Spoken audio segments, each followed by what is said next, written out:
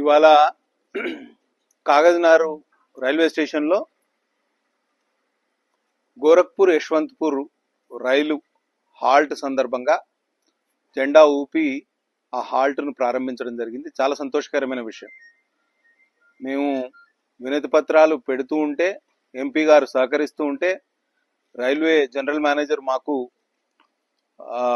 తోడ్పాటును అందిస్తూ ఉంటే, రైలు మంత్రి అశ్విని వైష్ణవ్ గారు మాకు ట్రైన్ల హాల్టులు ఇస్తూనే పోతున్నారు. శుక్రవారం రోజు మనం దానాపూర్ సంగమిత్ర ఎక్స్ప్రెస్కు హాల్ట్ ఇచ్చినాం.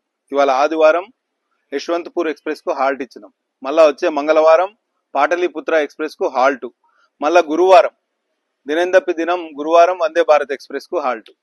దినం తప్పి దినం ఒక రైలుకు హాల్టు. అది కూడా దసరా దీపావళి పండుగల కన్నా ముందే ఈ రష్ను క్లియర్ చేయాలనే ఆలోచనతోటి దక్షిణ మధ్య రైల్వే గొప్పగా మనకు సహకరిస్తుంది. వారికి ప్రత్యేకంగా ధన్యవాదాలు.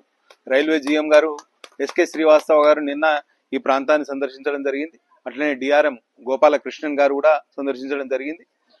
ఈ 18వ తారీఖు సాయంత్రం 4 గంటలకు గౌరవ ఆదిలాబాద్ ఎంపీ శ్రీ గోడం నగేష్ గారి ఆధ్వర్యంలో వారి కరకమలములతోటి ఇవాళ వందే భారత్ ఎక్స్ప్రెస్ హాల్టింగ్ కూడా చేసుకుంటున్నాం. ఇది ఒక్కటే కాకుండా కాగజ్నగర్ పట్టణ ప్రాంత ప్రజలకు, సిర్పూర్ నియోజకవర్గ ప్రాంత ప్రజలకు ఒక కానుకగా ఈ రైల్వే స్టేషన్ అభివృద్ధి పథకం కూడా ఇవాళ దక్షిణ మధ్య రైల్వే మంజూరు చేసింది. కాబట్టి ఈ యశ్వంత్పూర్ గోరఖ్పూర్ ఎక్స్ప్రెస్ ఏదైతే ఉందో, ఉత్తర భారతదేశంలో నేపాల్ బార్డర్ లో ఉన్న గోరఖ్పూర్ నుంచి మన బెంగళూరు దగ్గర ఉన్న యశ్వంత్పూర్ వరకు ఈ ట్రైన్ నడుస్తుంది. కాబట్టి దీన్ని విరివిగా ఉపయోగించుకోవాల్సిందిగా రైల్వే ప్రయాణికులను కోరుతూ సెలవు తీసుకుంటున్నా.